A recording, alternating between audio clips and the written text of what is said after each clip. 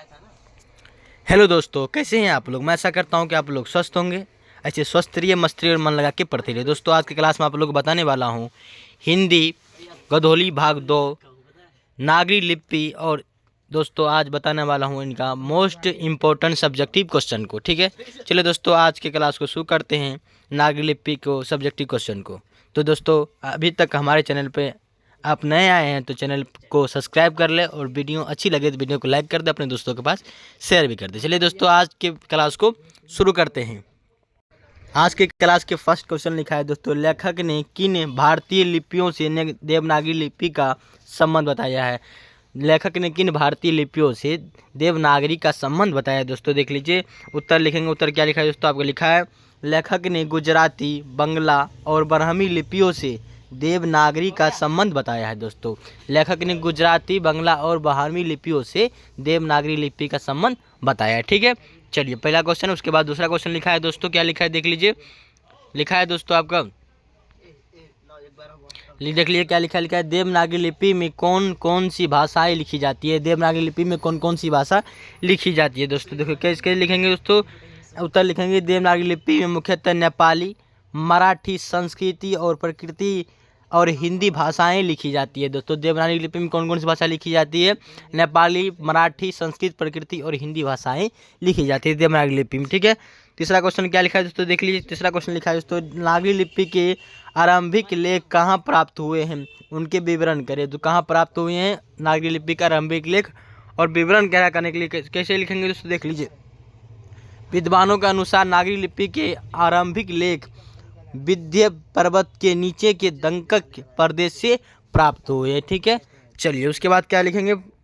4 number question लिखा है दोस्तों, आपका लिखा है नागरी लिपि कब एक सर्वदेशिक लिपि थी। नागरी लिपि कब एक सर्वदेशिक लिपि थी। उत्तर लिखेंगे ईसा की 8वीं और 11वीं सदियों में नागरी लिपि पूरे देश में व्याप्त थी, अतः उस समय यह एक सर्वदेशिक लिपि थी। दोस्तों, ईसा की 8वीं और 11वीं सदी में क्या था, पूरा देश में, पूरे स्वदेश में क्या होता, फैल गया था ये नागरी लिपि। ठीक है, इसीलिए उसी समय 8वीं और 11वीं सदी में ही देवनागरी लिपि क्या थी, सर्वदेशी लिपि थी। ठीक है, उसके बाद 5 नंबर क्वेश्चन लिखा है दोस्तों, क्या लिखा है देख लीजिए। लिखा है देवनागरी लिपि के अक्षरों में स्थिरता कैसे आई।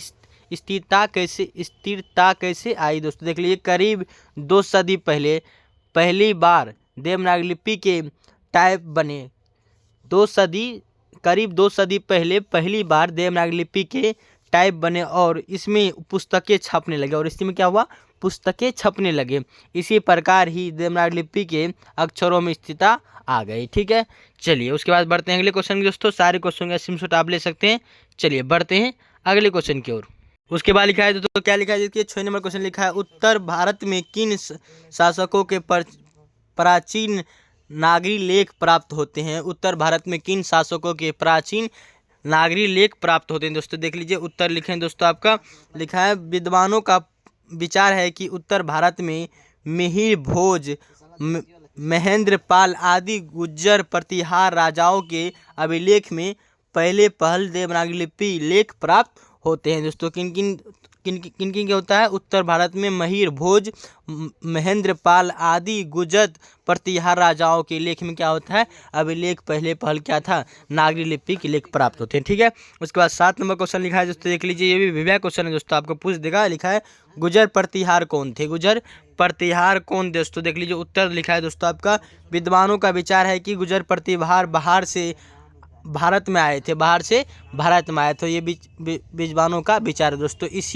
ईसा की 8वीं सदी के प्रारंभ में अवंती प्रदेश में इन्होंने अपना शासन स्थापित किया। किसमें, अवंती प्रदेश में अपना शासन स्थापित किया था, और बाद में कनौज पर भी अधिकार कर लिया। और बाद में क्या, कनौज पर भी ये अधिकार कर लिया। उसके बाद क्या लिखा है देख लिए, महिर भोज, महेंद्रपाल आदि पर विख्यात प्रतिहार शासक हुए। और बल्ले वहाँ क्या हुए, महिर भोज, महेंद्रपाल आदि पर विख्यात क्या हुए, शासक हुए। ठीक है, उसके बाद बढ़ते हैं आगे दोस्तों। दादा क्या लिखा है, 8 नंबर क्वेश्चन लिखा है दोस्तों, आपका क्या है, बहावी और सिद्धम लिपि की तुलना में नागरी लिपि की मुख्य पहचान क्या है। मुख्य पहचान क्या है दोस्तों, देख लीजिए। उत्तर लिखा है दोस्तों, आपको उत्तर क्या लिखा है देख लीजिए। गुप्त काल की ब्राह्मी लिपि तथा उसके बाद की सिद्धम लिपि के अक्षरों के सिरों पर छोटी आरी किनारे लकीरें या छोटे ठोस तिकोने हैं।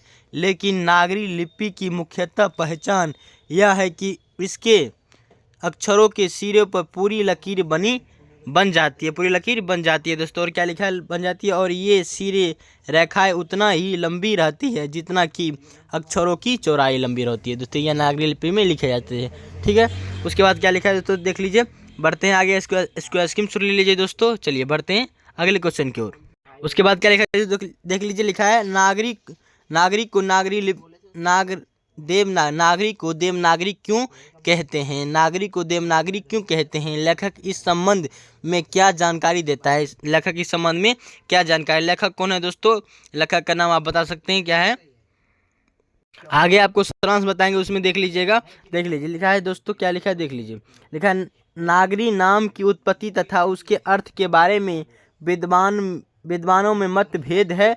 एक मत के अनुसार गुजरात के नागर ब्राह्मणों ने पहले नागरी लिपि का इस्तेमाल किया था। ये मतभेद बना हुआ है कि नागरी को देवनागरी क्यों कहा है दोस्तों। तो पहले गुजरात के नागर ब्राह्मणों से क्या होता, नागरी लिपि का इस्तेमाल किया गया था, इसीलिए इसका नाम नागरी पड़ा। इसीलिए क्या पड़ा, इसका नाम नागरी पड़ा। एक दूसरे के मत के अनुसार बाकी नगर सिर्फ नगर है, और बाकी नगर क्या है? बाकी सिर्फ नगर है, परंतु काशी देवनागरी है। और काशी क्या है? देवनागरी है। इसीलिए काशी में उपयुक्त लिपि का नाम देवनागरी पड़ा, और काशी में उपयुक्त जितना भी लिपि हो इसीलिए उसका नाम क्या पड़ा? देवनागरी लिपि, ठीक है। उसके बाद 10 नंबर क्वेश्चन लिखा है दोस्तों, देख लीजिए क्या लिखा है। देवनागरी लिपि के साथ साथ जिसका जन्म होता है, देवनागरी लिपि के साथ जिसका जन्म होता है, इस संबंध में लेखक क्या जानकारी देता है? इस संबंध में लेखक क्या जानकारी देता है दोस्तों? देख लीजिए उत्तर लिखा है दोस्तों आपका। नागरी लिपि के साथ साथ अनेक प्रादेशिक भाषाएं ने भी जन्म लिया, और बोल रहा है नागरी लिपि के साथ साथ अनेक प्रादेशिक भाषाएं भी जन्म लिया। 8वीं और 9वीं सदी से आरंभिक हिंदियों का सत्य मिलने लग जाता है। इसी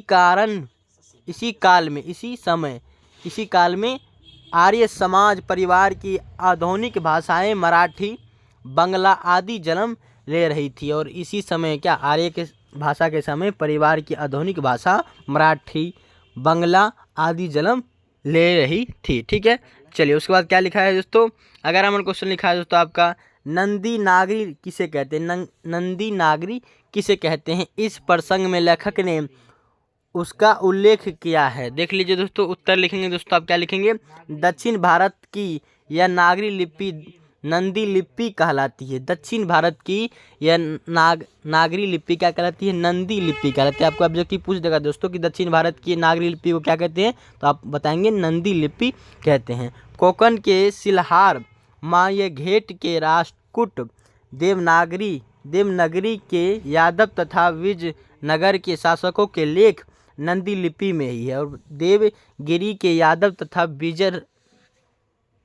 विजयनगर के शासकों के लेख क्या है? नंदी लिपि ही है। पहल विजयनगर के राजाओं के लेखों की लिपि को ही नंदी लिपि के नाम से जाना जाता है या नाम दिया गया था, ठीक है। चलिए उसके बाद बढ़ते हैं आगे, स्क्रीनशॉट ले सकते हैं दोस्तों। चलिए दोस्तों आप जान लेते हैं नागरी लिपि पाठ का सारांश। देख लीजिए दोस्तों, सारांश आपका जानना सबसे ज़रूरी होता है दोस्तों। सारांश जानेंगे तभी आप सही से ये कहानी को समझ पाएंगे। देख लीजिए, अथवा देवनागरी लिपि कौन कौन सी भाषाएं लिखी जाती है दोस्तों, आपको ये बताना। अथवा में उत्तर लिखेंगे दोस्तों। देख लीजिए, हिंदी तथा इसकी विधित बोलियां देवनागरी लिपि में लिखी जाती है। हिंदी तथा इसकी विधित बोलियां जो होता है किस में लिखा जाता है? देवनागरी में लिखा जाता है। नेपाली, ज्वारी और मराठी लिपि भी नागरी लिपि है। और क्या है? नेपाली, ज्वारी और मराठी लिपि भी क्या है? देवनागरी लिपि ही है। संस्कृत और प्रकृति पुस्तक में भी देवनागरी में ही प्रकाशित होती है। और संस्कृत और प्रकृति ये जी पुस्तक जो बनता है दोस्तों, ये देवनागरी में ही बनता है। गुजराती लिपि में भी देवनागरी बहुत भिन्न नहीं है। और गुजराती लिपि भी क्या होता है? देवनागरी लिपि से क्या है? भिन्न नहीं है। नागरी लिपि भी प्राचीन नागरी लिपि की क्या है, बहन है। बोल रहा है क्या कहता है, बंगाल लिपि प्राचीन नागरी लिपि क्या है, बहन है। भाई ने तो ये बहन है दोस्तों, ठीक है। उसके बाद क्या है, ये सच है। सच है तो यह दक्षिण भारत की अनेक लिपियां नागरी की भांति ही प्राचीन ब्राह्मणों से विकसित है। 12वीं सदी के श्रीलंका के शासकों के सिक्के पर भी नागरी अक्षर मिलते हैं, नागरी अक्षर मिलते हैं दोस्तों, ठीक है। उसके बाद देख लीजिए क्या लिखा है, लिखा है दोस्तों, बामुट गजवी मोहम्मद गोरी अलाउद्दीन खिलजी शेर शाह ने भी अपने नाम नागरी में खुदवाए थे। क्या, ये नागरी लिपि में ही, इतना जितना राजा थे सब ये नागरी लिपि में ही खुदवाए थे। और अकबर के सिक्के में भी रामसाय शब्द अंकित थे। और बोल रहा है क्या, बोल रहा है अकबर के सिक्के, जो अकबर सिक्के बनाते दोस्तों, अशरफियाँ बनाते थे अकबर, वो भी क्या लिखाए थे अपने सिक्के में, रामसाय शब्द जो लिखवाए थे वो नागरी लिपि से ही लिखवाए दोस्तों। वस्तुतः ईसा की 8वीं 9वीं सदी से नागरी लिपि का प्रचलन सारे देश में था। और बार बोल रहा है दोस्तों, ईसा की 8वीं और 9वीं सदी से नागरी लिपि का प्रचलन पूरे देश में था। नागरी नाम को लेकर तरह तरह के विचार है, और नागरी के नाम को लेकर तरह तरह के क्या है, विद्वानों का विचार है दोस्तों, ठीक है। उसके बाद क्या लिखा है देख लीजिए, लिखा है किंतु इनका निश्चित है कि नागरी शब्द किसी बड़े नगर से संबंधित है। और ये पूरा क्या है दोस्तों, साफ लिखा है इसमें कि नागरी शब्द जो है किसी बड़े नगर से ही संबंधित है। काशी को देवनगर कहते थे, काशी क्या कहते थे, देवनगर पहले कहते थे, ठीक है। उसके बाद देख लीजिए क्या लिखा, हो सकता है वह प्रयुक्त लिपि का नाम देवनागरी पड़ा हो। और बोला वहीं से क्या, काशी से ही, देवनगर से ही देवनागरी लिपि ही नाम पड़ा हो। वैश गुप्तों की राजधानी पटना भी देवनागरी थी। और बोल रहा है वैश गुप्तों की राजधानी क्या थी, पटना में भी देवनगर थी। इनके नाम पर भी ये नामकरण हो सकता है, और इसी के नाम पे ही इनका नामकरण भी हो सकता है। ये सारे विचार दिया है दोस्तों अपने विद्वान ने। उसके बाद जो भी हो, यह नगर विशेष की लिपि नहीं थी। और बोल रहा है कुछ भी हो, कुछ भी मत हो, अलग अलग विद्वानों के अलग अलग मत हो, तब भी यह नगर विशेष लिपि ही नहीं थी। 8वीं 11वीं सदी में यह सर्वादेशिक लिपि थी। और 8वीं और 11वीं सदी में क्या थे, सर्वादेशिक ये लिपि थी, देवनागरी लिपि। नागरी लिपि के साथ अनेक प्रादेशिक भाषाएं जन्म लेती है, और नागरी लिपि के साथ अनेक प्रादेशिक भाषाएं जन्म लेती है। यथा मराठी, बंगला आदि नागरी लिपि के लेख न केवल पश्चिम तथा पूर्व बल्कि सुदूर दक्षिण में भी मिलते हैं नागरी लिपि के लेख, ठीक है। ये पूरा सारांश हुआ दोस्तों, आप समझ गए होंगे सारांश को, स्क्रीन शॉट ले सकते हैं ताकि आप सही से कॉपी उतार के नोट बना सके। चलिए बढ़ते हैं अगले क्वेश्चन की ओर। उसके बाद लिखा है दोस्तों 13 नंबर क्वेश्चन लिखा है, नागरी की उत्पत्ति के संबंध में लेखक का क्या कहना है। नागरिक की उत्पत्ति के संबंध में लेखक का क्या कहना है दोस्तों। पटना से नागरिक का संबंध लेखक ने बताया है, पटना से नागरिक का संबंध लेखक ने बताया दोस्तों। देख लीजिए कैसे बताया दोस्तों, ये उत्तर लिखा है दोस्तों, यह माननीय है कि नागरी लिपि किसी नगर अर्थात किसी बड़े शहर से संबंधित है। आपको अभी भी बताया दोस्तों, ये मानना है कि किसी नगर, ये नागरी लिपि किसी नगर या किसी बड़े शहर से संबंधित है। पदातिक्रम नामक एक नाटक से जानकारी मिलती है कि पाटलिपुत्र अर्थात पटना को नगर नाम से पुकारे जाते थे। और बोला है ये पता चलता है दोस्तों, क्या चलता है कि पाटलिपुत्र अर्थात पटना को नगर नाम से पुकारते थे। अतः इससे यह भी जानते हैं कि स्थापत्य उत्तर भारत की एक विशेष शैली नागर शैली कहते हैं। अतः नागर या नागरी शब्द उत्तर भारत के किसी बड़े नगर से संबंध रखता है। विद्वानों के अनुसार उत्तर भारत का यह नगर निश्चित रूप से पटना ही होगा। और बोल रहा है विद्वानों के अनुसार उत्तर भारत का यह बड़ा नगर क्या होगा, पटना ही होगा निश्चित रूप से। चंद्रगुप्त द्वितीय विक्रमादित्य का व्यक्तिगत नाम देव था। और क्या था, ये चंद्रगुप्त द्वितीय विक्रमादित्य का व्यक्तिगत नाम क्या था, देव ही था।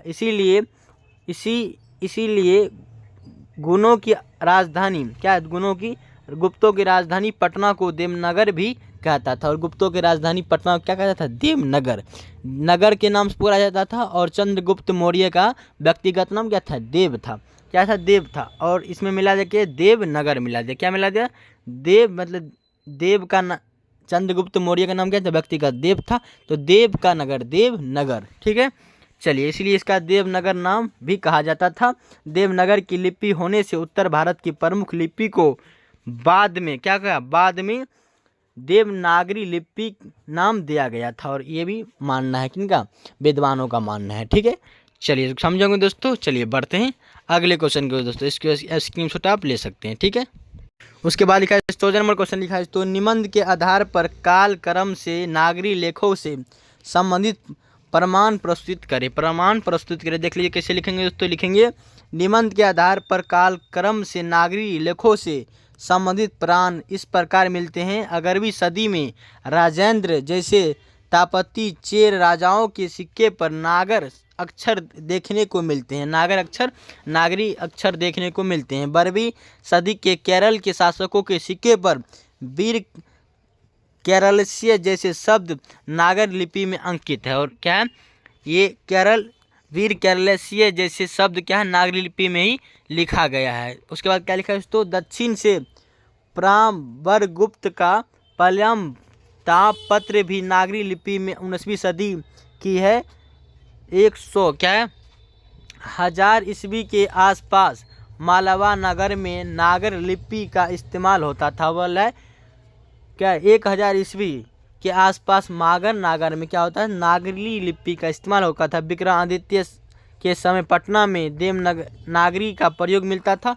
और बोला विक्रमादित्य के समय में क्या होता था, पटना में देवनागरी लिपि का उपयोग मिलता था दोस्तों। ठीक है, उपयोग मिलता था। ईसा की 8वीं से 11वीं सदियों में नागरी लिपि पूरे भारत में व्याप्त थे। 8वीं सदी में देवाकोश की तिब्बत से जो हस्तलिपि मिली है वह नागरी लिपि में है। और क्या है वो, नागरी लिपि में है ना। क्या 754 ईस्वी में राजकुट राजा दत्तिदूत का दान पत्र नागरी लिपि में प्राप्त हुआ है। 850 ईस्वी में जो गणितीय महावीरचार्य के गणित सार संग्रह की रचना मिलती है जो नागरी लिपि में है। ठीक है, ये सारे उदाहरण आपको देता है कि ये निबंध के आधार पर कार्यक्रम के आधार पर नागरी लिपि के लेख संबंध का प्रमाण कहाँ कहाँ से मिले हैं आपको बता दें दोस्तों। स्क्रीनशॉट आप ले सकते हैं। चलिए दोस्तों, 1 से आप जो है ना 14 तक क्वेश्चन किए दोस्तों, 1 से लेकर 14 तक क्वेश्चन किए। सारे क्वेश्चन को मैं आशा करता हूँ कि आप समझे होंगे दोस्तों। नहीं समझे तो स्क्रीनशॉट ले लीजिए दोस्तों, ताकि कॉपी उतार दोस्तों सही से उनको आप नोट बना के याद कीजिएगा। चलिए दोस्तों, आज के क्लास के लिए इतना ही।